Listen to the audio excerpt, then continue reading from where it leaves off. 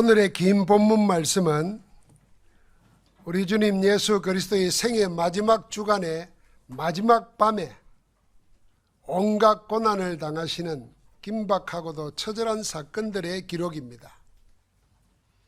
이 한밤에 가룟 유다가 안내한 대제사장들과 장로들과 서기관들이 파송한 무리에게 체포당하여 공회 앞에서 거짓 증인들이 난무하는 가운데 신문당하셨습니다. 대제사장들과 같은 유대 지도자들로부터 시작된 주님을 향한 모욕은 저 아래 하인들까지 계속해서 이어졌습니다. 침을 뱉고 눈을 가리고 주먹으로 치고 손바닥으로 때리며 희롱했습니다. 결국에는 선동된 무리들의 요구에 밀린 빌라도에 의해서 십자가 처형장으로 내몰립니다. 이런 긴박한 상황에 겁먹은 제자들은 전부 다 주님을 배신하고 도망했습니다. 다 주를 버릴지라도 죽을지언정 주님을 버리지 않겠다고 호언장담하던 베드로는 연약한 계집종과 하인들 앞에서 주님을 3번이나 모른다고 부인했습니다. 주님이 말씀하신 그대로였습니다. 참으로 견디기 힘든 밤이었습니다. 그런데 이런 긴박하고 처절한 밤의 기록 가운데 특이한 점이 하나 있습니다.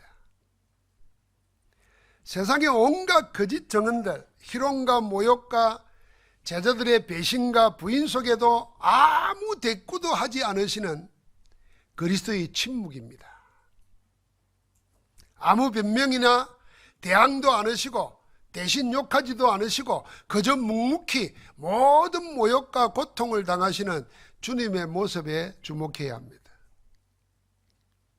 그렇게 침묵하시는 가운데 딱 한 가지, 그 한 가지에는 입을 열어 대답했습니다. 네가 찬양받을 이의 아들 그리스도냐? 그 질문에는 지금까지와는 달리 공개적으로 증언하십니다. 내가 그니라. 내가 그리스도다. 수많은 질문과 거짓 증언에도 아무런 말씀도 하지 않으시던 주님께서 자기가 그리스도라고 직접 증언하셨습니다. 오늘 우리는 예수 그리스도의 침묵과 예수 그리스도의 증언에서 우리를 향하신 하나님의 음성을 들어야 되겠습니다. 먼저 그리스도의 침묵을 생각해 보십시다. 주님은 제자의 배신으로 체포돼서 대제사장들과 장로들과 서기관들이 모인 온 공회 앞에 끌려 나왔습니다. 그들은 주님을 죽이려고 증거를 찾았지만 아무런 증거를 얻지 못했습니다. 그래서 거짓 증언하는 자들을 많이 내세웠지만 그들의 증언도 전혀 일치하지가 않았다 그랬습니다.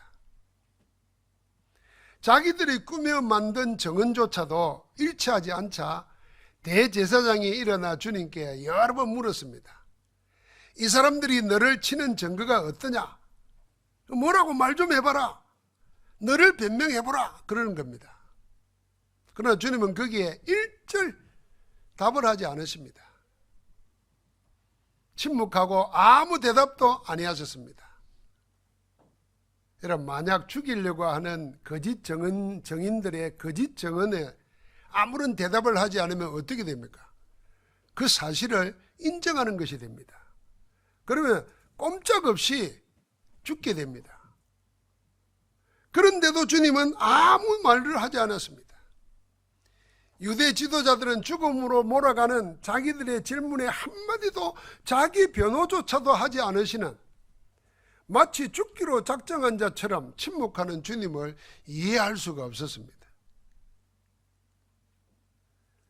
주님은 나중에 사형시킬 권한을 쥐고 있는 빌라도의 물음에도 한 가지 외에는 아무 대답을 안 하십니다. 아무 대답도 하지 않고 침묵하는 주님을 빌라도는 유대인들보다 더 이상하게 여겼습니다. 그래서 뭐라고 하냐면 놀랍게 여기더라 그랬습니다. 아니, 법정에 섰으면 자기가 말을 못하면 변호사라도 세워서 말을 해야 살아날 건데 아무 대답도 안 하시는 거예요. 놀란 겁니다. 왜 주님은 무수한 거짓 증언들과 자신의 목숨을 쥐고 있는 자의 질문에 한마디 대답도 대꾸도 안 하시고 침묵했습니까? 주님의 침묵은 상대방의 말도 안 되는 말에 아예 대꾸할 가치도 없다고 해서 무시하는 것이 아니었습니다. 거기에 대해서는 내가 아는 바가 없다고 예면하는 것도 아니었습니다. 주님의 침묵은 그 자체가 메시지였습니다. 여러분, 때로는 100마디 말보다 한 분의 침묵이 더 큰 울림을 줍니다.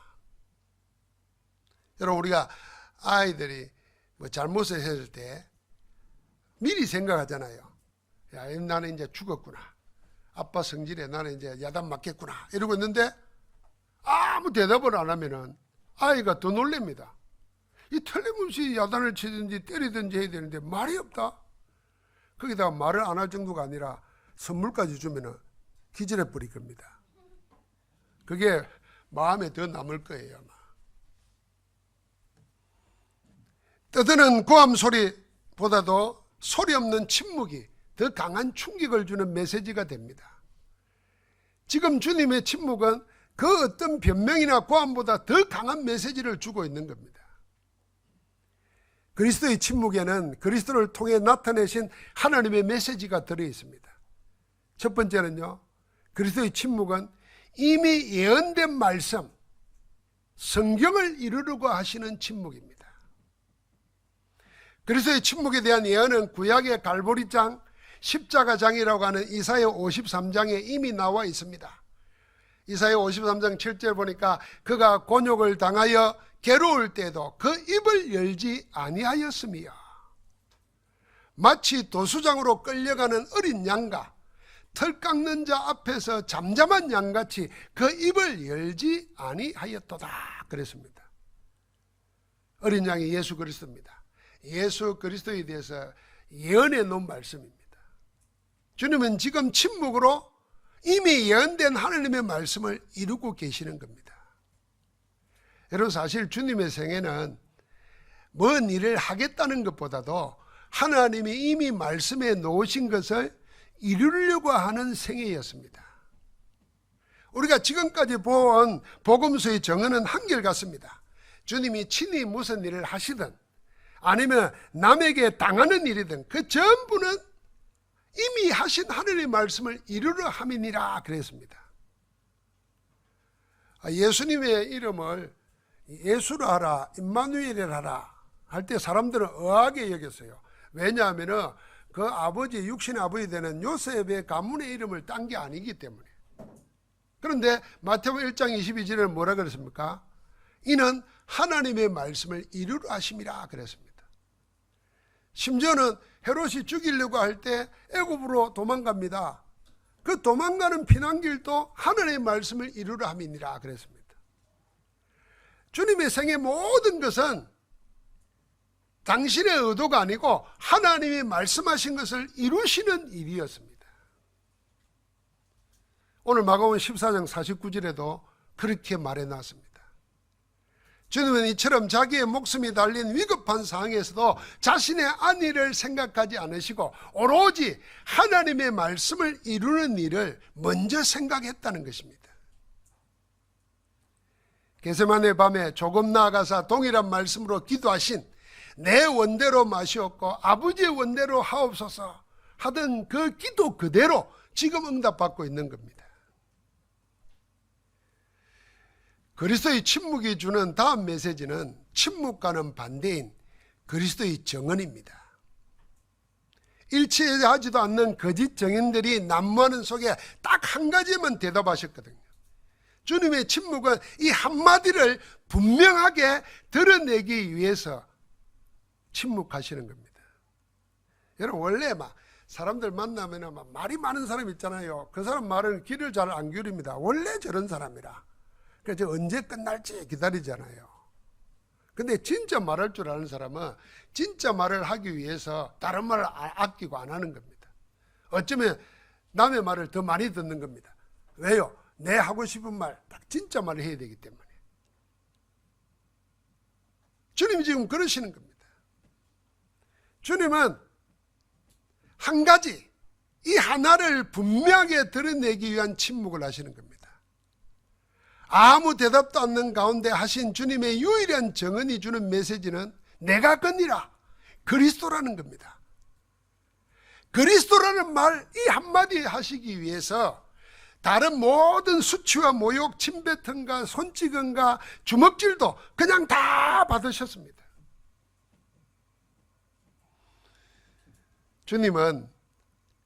주님의 침묵은 하나님의 말씀을 이루려고 하는 침묵이셨고, 침묵 가운데서도 그리스도라는 분명한 하나님의 메시지를 정언하기 위해서 다른 모든 것에서는 입을 다무신 겁니다.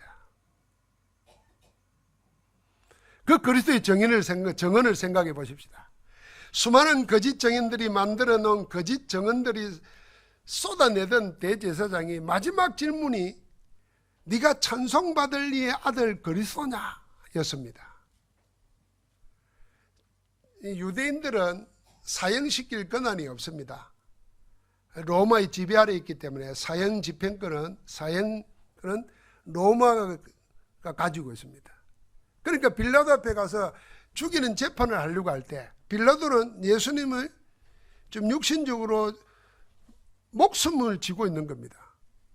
빌라도의 판결에 따라서 죽을 수도 있고 살 수도 있는 겁니다. 그 빌라도가 첫 질문이 뭐냐면 네가 유대인의 왕이냐 하는 거였습니다.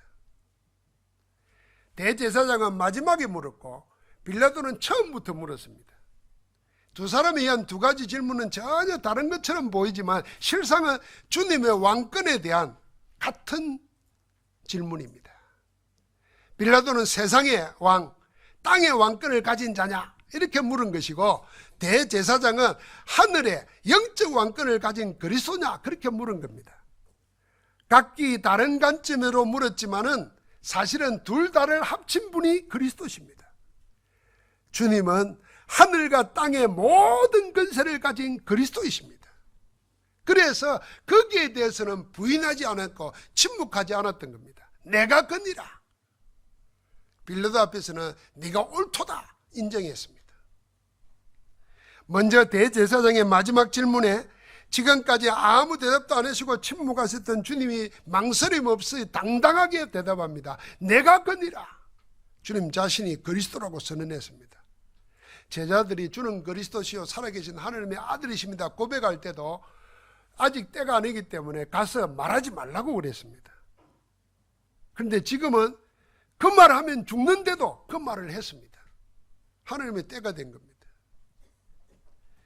이 주님의 정언 한마디에 대제사장은 자기 옷을 찢었습니다. 이제 더 물을 것이 없고 더 이상 다른 정언도 필요 없다. 죽음 마땅한 자라 정죄하고 공개적으로 모욕을 가하기 시작합니다. 나중에 대제사장들에 의해서 고발된 주님을 본 빌라도의 첫 질문이 네가 유대인의 왕이냐 였습니다. 이 질문에는 처음부터 침묵하지 않고 즉각 대답했다 그랬습니다. 네 말이 옳다. 내가 유대인의 왕이다 그랬습니다. 근데 요한복음에 보면은 이 빌라도와 주님 간의 이 묻고 답하는 것이 아주 상세하게 나와 있습니다. 주님은 네가 옳도다 하기 전에 뭐부터 말했냐면 내 나라는 이 세상에 속한 것이 아니다 그랬습니다. 내가 이 세상에 온 목적도 이 세상 왕권을 가지기 위해서 온 것이 아니라 하나님 나라의 진리를 정언하러 왔다 그랬습니다. 만약에 내가 이 세상의 왕이라면 내 백성들이 들고 일어났을 것이다. 내 나라는 땅에 속한 것이 아니고 하나님 나라라는 설명을 했습니다. 빌라도는 자기가 로마로부터 위임받은 유대 권력자로서 늘 관심이 이 권력의 향방이 누구에게 있느냐 어디로 가느냐 그게 그의 관심의 전부입니다. 그러니까 주님이 유대의 지상의 왕권이 아니라 하나님 나라 권세 가진 자라는 것을 아는 거죠 이제. 그래서 빌라도는 대제사장들의 고발에 대해서 예수님께 다시 묻고 또 물었습니다. 뭐 변명해 보라는 겁니다. 나중에는 아무 대답도 안 하시니까 죄가 없다는 걸 알아서 거예요. 주님은 대제사장의 마지막 질문과 빌라도의 첫 질문에 지금까지와는 달리 침묵하지 않고 망설 없이 정언했습니다. 그리스도라고 밝혔습니다. 여러분, 이것이 주님의 정언이 빌라도의 신문과 판결, 그리고 집행되는 십자가 처형을 통해서 오히려 주님이 그리스도라는 것을 밝히는 증거가 됩니다.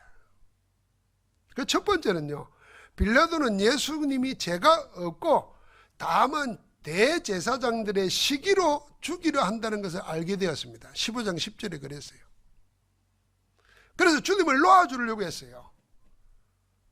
그러나 대제사장들이 무리를 선동해가지고 십자가에 못 박으라고 억지로 막 고함집니다. 그게 굴복하고 맙니다. 왜냐하면 정치인들은 민심이 어디로 가느냐, 거기에 따라서 자기 정권과 관계가 있게 생각하니까 죄가 없는 줄 알면서도 여론에 휩쓸려 가는 겁니다. 여러분, 빌라도가 주님이 죄가 없음을 알고 풀어주려고 했던 이 사실은 십자가 처형이 무슨 죄가 있어서 당하는 죽음이 아니라는 증거입니다. 죄가 없는데도 그 당시 종교인들의 시기와 선동에 의해서 죽는 죽음이라는 것을 빌라도가 도리어 증거하고 있는 것입니다. 두 번째는 주님이 십자가에 죽으심으로 대신해서 살아난 자가 있습니다.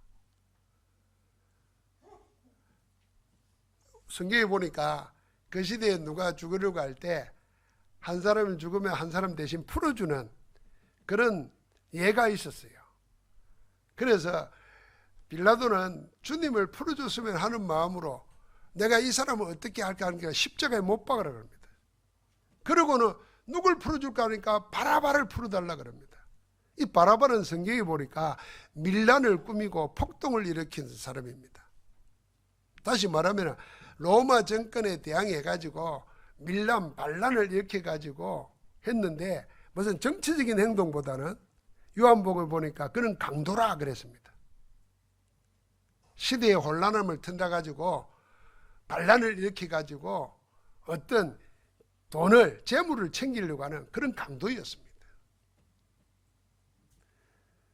바라바가 대신 살아났습니다. 주님이 죽고 바라바가 살아났어요. 주님의 십자가는 자기 죄로 인한 처형이 아니라 대신하여 죽음을 당하시고 그 대가로 누군가를 살리신 죽음입니다. 주님 대신 살아난 바라바는 주님께서 많은 사람의 대속물로 자기를 드리기 위해서 오신 그리스도이심을 증거하는 증인입니다. 세계적인 소설가가 바라바라는 소설을 썼어요. 그 내용이 뭐냐면 성경에 나와 있지 않는 그 뒤의 이야기예요. 바라바는 반드시 강도고 폭동을 일으키기 때문에 사형받아야 되는데 자기가 대신 살아났잖아요. 내가 왜 살아났을까? 가만히 얘기 들어보니까 예수라는 사람이 대신 죽었다는 거예요. 그래서 예수의 십자가 처형당한 데를 갔다는 거예요. 가면서 예수님의 기도를 들었다는 거예요. 이 성경에는 없어요. 소설 이야기예요. 그런데 약간의 개연성이 있는 내용이에요. 그걸 보면서 저는 죄가 없어 내 대신 죽는 것을 알고 회심하게 돼요. 그 소설의 내용을 보면 그 사람이 그래서 나중에 전도자가 된다는 얘기가 나와 있습니다. 이 바라바가 살아났다는 자체가 뭐냐 하면은 예수님의 죽음은 누군가를 대신하신 죽음이고 대신 살리기 위한 죽음이었다는 겁니다. 그게 누군가가 한 사람이 아니고 바라바는 뭘 상징합니까? 모든 인류를 상징하는 것입니다. 나와 우리와 온 인류를 상징하는 죽음임 주님이 보여주신 겁니다. 여러분, 이처럼 역설적이게도 주님의 침묵과 십자가는 오히려 주님이 그리스도라는 더 큰 울림으로 증거하는 메시지가 되어 있습니다. 수많은 거짓 증언들과 모욕에는 한마디 대꾸도 하지 않으신 주님의 침묵은 육신의 목숨을 보존하기 위해서 구차하지 않고 아버지 하나님이 정하신 하나님의 뜻, 절대 구원의 여정을 향하여 당당하게 걸어가시는 그리스도의 모습을 보여주는 겁니다.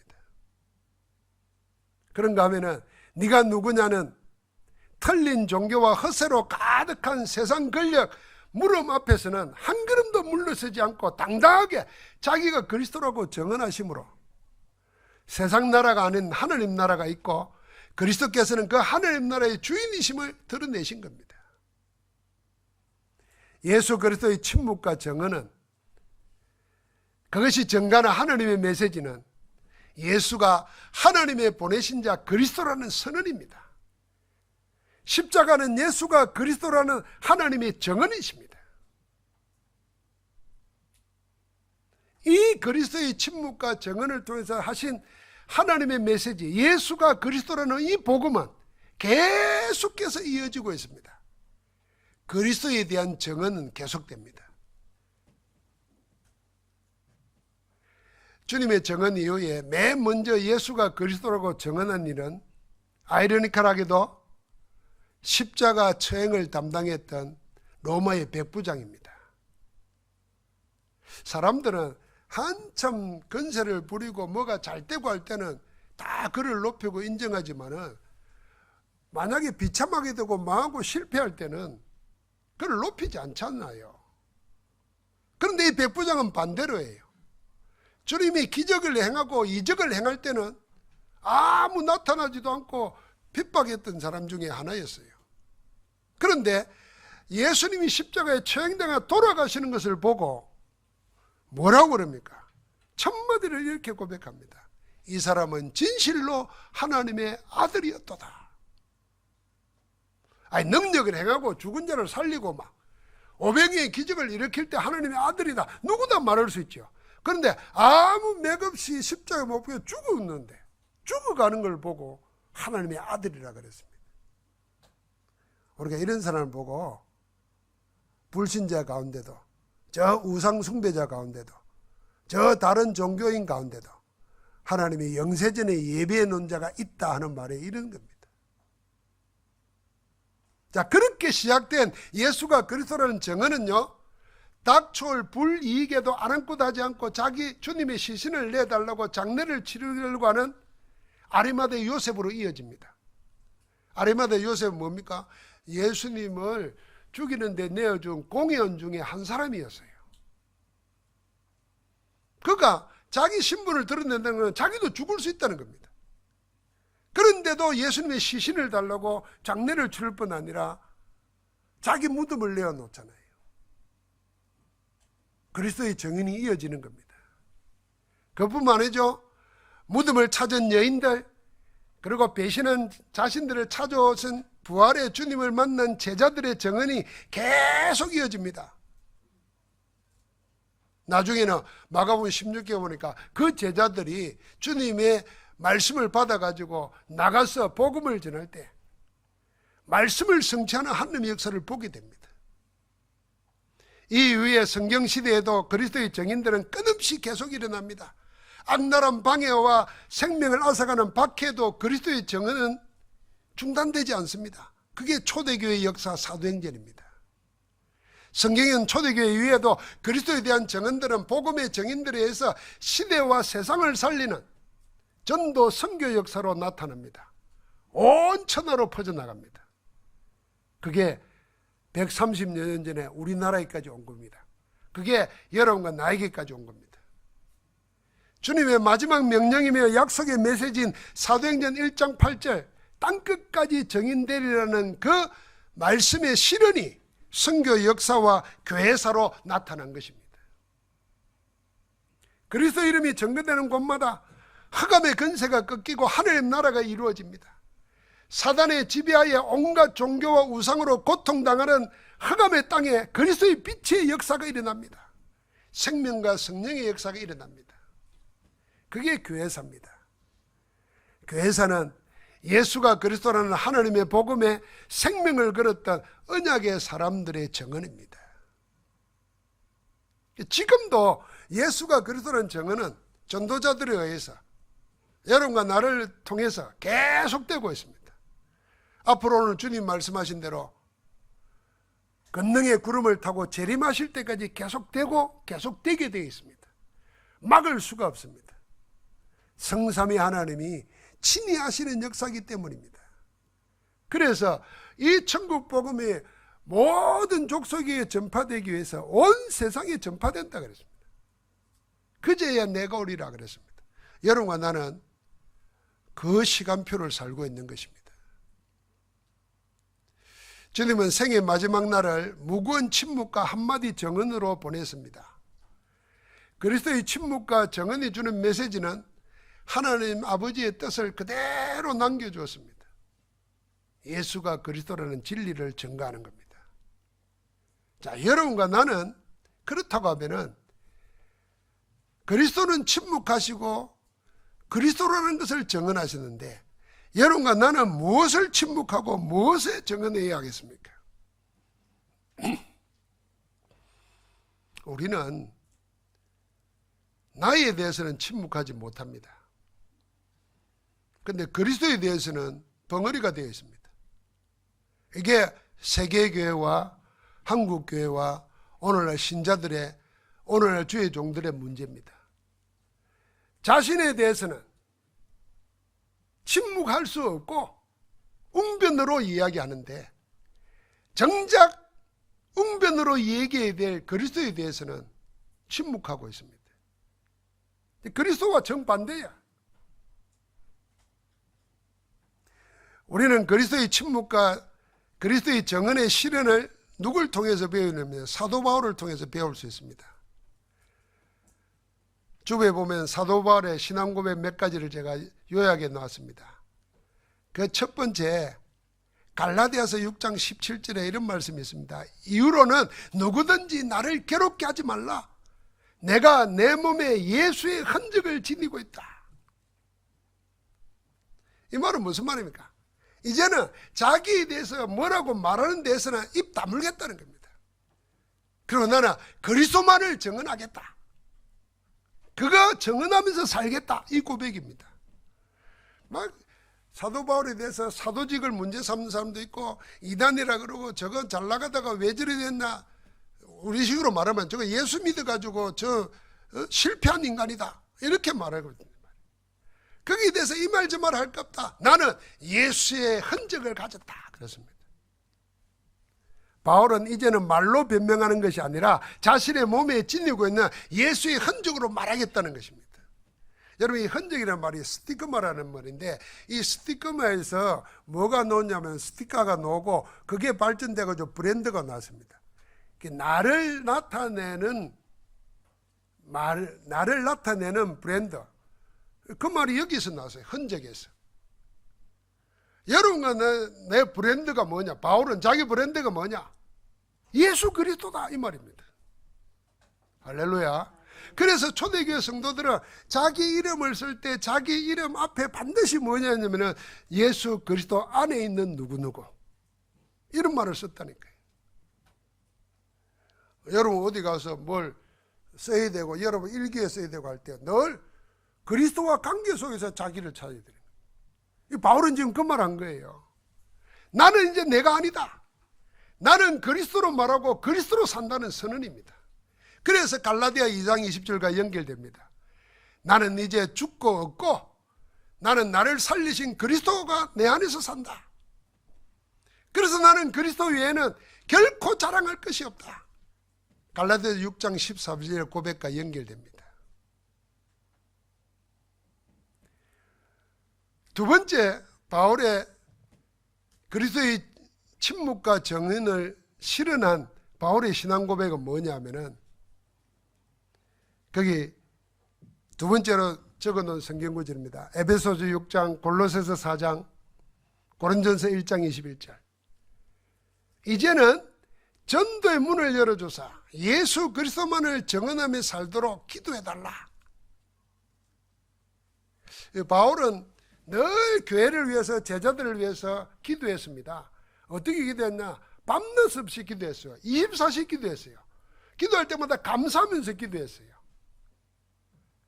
그러면서 마지막에는 자기를 위하여 기도해달라고 부탁하는 내용이 나옵니다. 그 기도의 부탁이 골로새서에 뭐라고 되었냐면 기도를 계속하고 기도에 감사함으로 깨어있으라. 또한 우리를 위하여 기도하되 이렇게 기도해달라 그랬어요. 하나님이 전도할 문을 열어주사. 그리스도의 비밀을 말하게 하시기를 구하라. 내가 이 일 때문에 매임을 당하였노라. 에베소 6장에는 전도할 문을 열어주사 문이 열리면 내가 입을 열어 다른 말 안 하고 복음의 비밀을 말하게 하옵소서 하고 기도해달라 그랬어요. 아예 바울은 그렇게 기도 부탁을 구체적으로 했습니다. 전도 문 열어주고 문 열릴 때 딴 말 하지 말고 복음만 말하도록 그렇게 나를 위해서 기도해주라 그랬습니다. 나는 일 때문에 매임받았다 그랬어요. 다르지요. 여러분 혹시 병 걸렸습니까? 어떻게 기도 부탁해요? 병 낫게 해달라고 기도 부탁하잖아요. 이제 좀 깊이 생각해 보십시오. 자기에 대해서는 침묵하고 그리스도를 정언할 수 있는 기도 제목으로 바꿔보세요. 목사님, 내가 이런 문제가 있는데 이것이 예수 그리스도 증거하는 기회되도록 하나님 기도해 주십시오. 이미 답을 가지고 기도해야 됩니다. 대부분 보면 불안하거든. 어찌 될지 몰라가지고. 여러분 우리가 복음 앞에서 나의 복음을 딱 가지게 되면 여러분 죽으면 천국입니다. 살기 괴롭다면서요. 힘들다면서요. 못 살겠다면서요. 그럼 천국 가면 얼마나 좋아. 눈물도 고통도 슬픔도 주와 함께 영원히 살 건데. 그럼 불안하죠. 자꾸 불안해. 이 불안한 걸 사단이 이용하는 거요. 이 불안한 걸 이용하는 거예요. 그래서 늘 불안하니까 사기꾼한테 걸려요. 하나의 말씀, 가장 완벽한 약, 구약 신약은 안 먹으면서 사기꾼이 갖다 주는 가짜 비타민은 돈을 주고 사 먹고 말이에요. 이게 속는 거예요. 그래서 답을 가지시라니까. 이거는 하나님의 복음 전할 기회 되도록 내 이 연약함을, 내 이 문제를 놓고 기도해 주십시오. 그러니까 여러분 다 정인으로 하나님이 서는 겁니다. 어떤 환경 문제 속에서도 하나님이 정인으로 세우려고 우리를 영세전에 택해가지고 지금 나타내셔서 영원한 복을 허락하실 줄 믿습니다. 주님은 지금 그걸 잡은 거예요. 바울도 그걸 안 겁니다. 왜 그렇습니까? 절대로 전도 아니고서는 하나님을 알 수 있는 길이 없어요. 하나님 만날 길이 없어요. 하나님 만나지 못하고 하나님 알지 못하면 영적 문제에서 사단과 저주와 재앙, 운명, 사망의 법에서 빠져나오지를 못해요. 그래서 제일 중요한 것은 전도문을 가로막고 있어. 흑암 세력이. 흑암 세력을 꺾어버려야 돼. 전도문을 열어줘서. 거기 가서 딴 말하면 안 돼요. 착하게 살아, 바르게 살아라. 착하게 산다고 천국 가는 거 아닙니다. 구원받아야 천국 가는 거지. 구원의 길을 말하는 것입니다. 할렐루야. 그게 예수 그리스도의 침묵과 정언을 실현한 바울의 고백입니다. 마지막 바울의 고백이 뭡니까? 그의 신앙 고백의 절정이 나옵니다. 빌립보서 1장 18절부터 21절까지 나옵니다. 우리 같이 한번 읽어볼까요? 빌립보서 1장 18절부터 21절입니다. 함께 하겠습니다. 그러면 무엇이냐? 거칠애로 하나 참으로 하나 무슨 방도로 하든지 전파되는 것은 그리스도니 이로써 나는 기뻐하고 또한 기뻐하리라. 이것이 너희의 간구와 예수 그리스도의 성령의 도우심으로 나를 구원에 이르게 할 줄 아는 거로 나의 간절한 기대와 소망을 따라 아무 일에든지 부끄러워하지 아니하고 지금도 전과 같이 온전히 담대하여 살든지 죽든지 내 몸에서 그리스도가 존귀하게 되게 하려 하나니 이는 내게 사는 것이 그리스도니 죽는 것도 유익함이라. 바울이 지금 감옥에 갇혀 있거든요. 바울이 감옥에 갇혀 있으니까 복음 전도 같이 했던 사람들이 안타까운 마음으로 바울 목까지 우리가 해야지 하고 사랑하는 마음으로 하는 자가 있는가 하면은 시기해가지고 바울이 감옥에 갇혔으니까 이때다 우리가 하자. 이니 나쁜 마음으로 틀린 마음으로 하는 것도 있어요. 그럴 때 바울이 뭐라 했습니까? 이리 하면 어떠고 저리 하면 어떠냐. 전파되는 것은 그리스도다. 자기 생각하는 거예요. 그러면서 말씀하시는 겁니다. 내가 살든지 죽든지 내 몸에서 그리스도가 존귀하게 된다고 하면은 나는 살아도 죽어도 관계없다. 왜? 지금 내게 사는 것이 그리스도니 죽는 것도 유익합니다. 여러분, 바울만 이런 것이 아니라 바울의 서신인 로마서에 보니까 초대교회가 다 이렇게 살았어요. 거기 보니까 로마서에 보니까 로마서 14장 7절에 이렇게 고백했습니다. 우리 중에 누구든지 자기를 위하여 사는 자가 없고, 야, 우리 중에 누구든지 자기를 위해서 사는 자가 없다 그랬어요. 자기를 위하여 죽는 자도 없다 그랬어요. 그러면서 뭐라 그랬냐면 우리가 살아도 주를 위하여 살고 죽어도 주를 위하여 죽나니 그러므로 우리는 사나 죽으나 주의 것이로다. 할렐루야. 여러분과 내가 주의 것이라면 그 소유주가 주님이라 그 말 아닙니까? 여러분과 내 생명도, 여러분과 내 재산도, 여러분과 내 자녀와 가정도, 인생의 일도 주님이 소유주가 되셔서 주관하고 계신다는 것입니다. 우리가 두려워하고 염려할 게 아니라는 겁니다. 렘넌트 앞으로 우리가 어떻게 취직할까? 앞으로 시대가 어려워진다. 걱정하지 말라니까요. 세상 사람들 눈에는 없어요. 그러나 하나님의 눈에는 우리의 미래가 있는 것입니다. 사나 죽으나 주의 것이라. 교회가 다 그랬다는 겁니다. 사랑하는 성도 여러분, 여러분은 여러분이 다니는 교회가 어떤 교회가 되기를 원합니까? 여러분은 진짜 어떤 교회를 섬기고 싶습니까?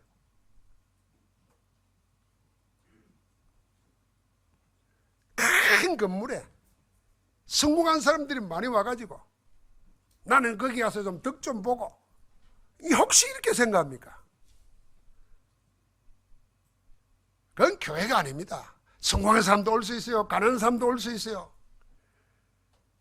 그러나 정말 교회는 어떤 거냐? 사나 죽으나 우리가 주의 것이라는 신앙 고백을 가진 자들이 원내서 되어가지고 하나님의 일을 바라보고 하나님의 것을 구하고 하나님의 역사가 일어나는 그 교회가 참된 교회인 줄 믿습니다. 그리스도의 침묵과 정언이 우리에게 가르쳐 주는 것은 여러분과 내가 나에 대해서는 침묵하라는 겁니다. 여러분, 우리가 세상 살다 보면요, 막 자기 말을 많이 합니다. 성공한 사람도 할만하죠. 자기 이야기하죠. 그러나 만약에 그리스도인으로서 성공한 사람이 복음은 나오지 않고 자기 업적만 나온다면 그는 참된 그리스도인이 아닙니다. 자, 그러면 성공하지 못한 사람은 복음 말합니까? 아닙니다. 그 사람은 더 자기 말합니다. 내 형편이 어떻고 내가 왜 이랬고 세상이 이랬고. 이 사람은 성공한 사람보다 더 이상한 사람입니다.